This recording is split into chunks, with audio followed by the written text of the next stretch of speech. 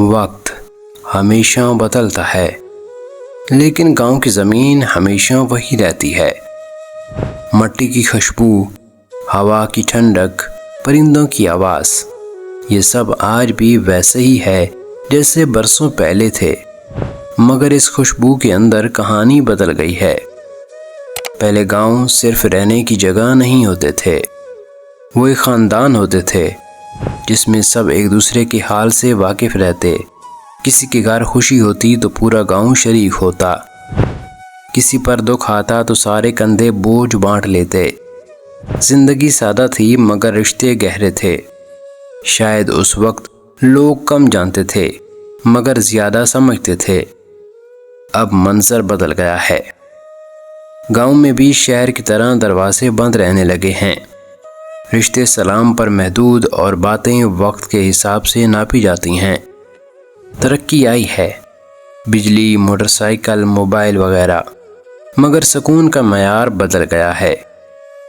پہلے لوگ دن کے آخر میں چولہے کے گرد بیٹھ کر باتیں کرتے تھے، مگر اب سب اپنے اپنے فون کی روشنی میں گم ہیں۔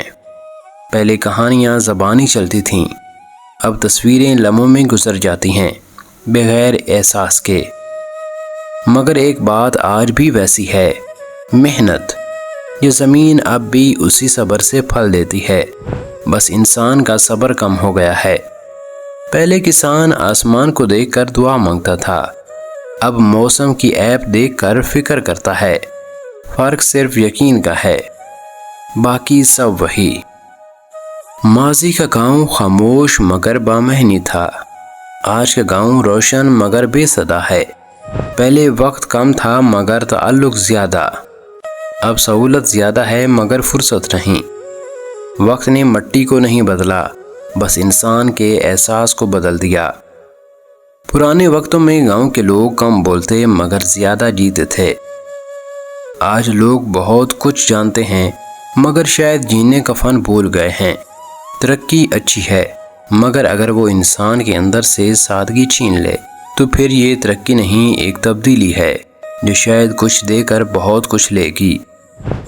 گاؤں اب بھی خوبصورت ہیں، بس ان کی سچائی تھوڑی بدل گئی۔